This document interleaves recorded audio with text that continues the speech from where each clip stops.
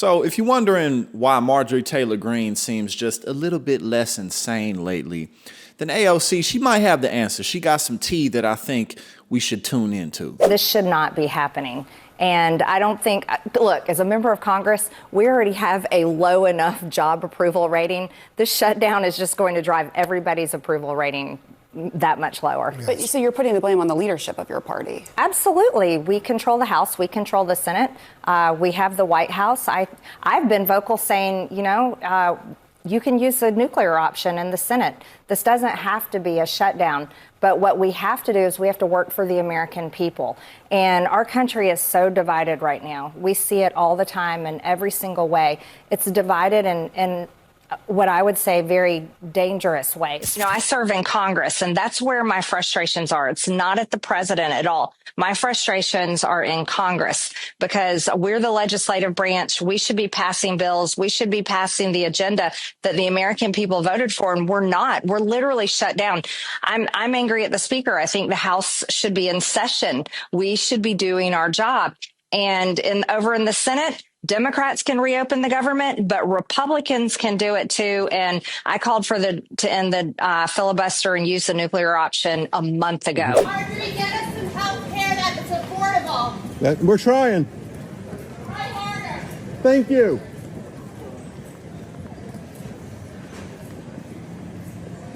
Marjorie. Literally trying. We've literally tried. What do you think about that?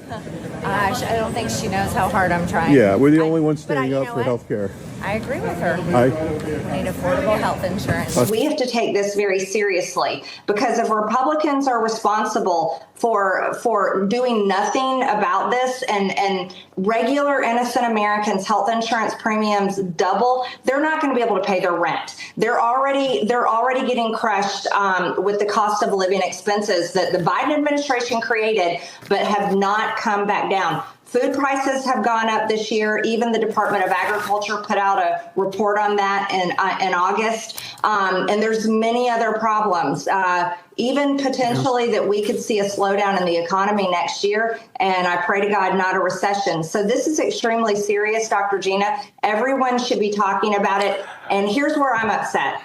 Republicans are doing nothing. The House is not in session, which I think is inexcusable. Mike Johnson should be calling us back. Are they making the best case to voters about why Republicans should be in the majority?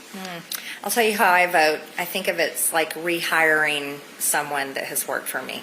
Do I think they've done a good job? And what's the answer to that question?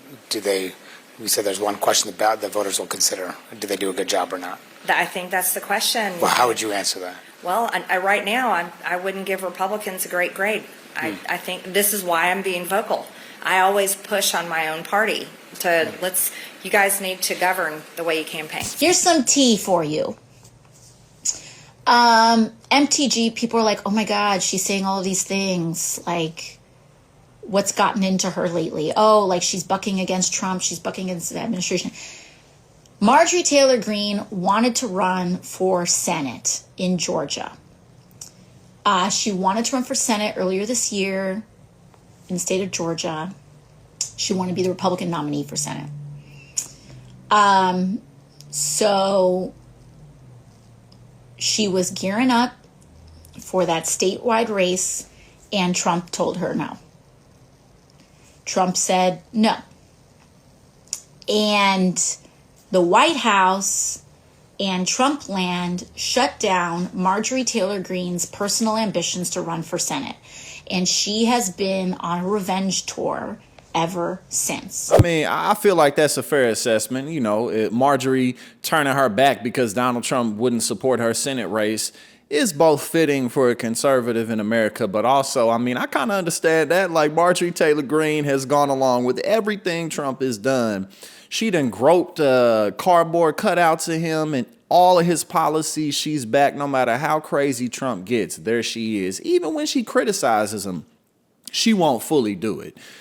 She's like, oh, he's being compromised. He needs to release the Epstein files. So she always toes that line. But after all of that, he won't back her. So I guess I feel it.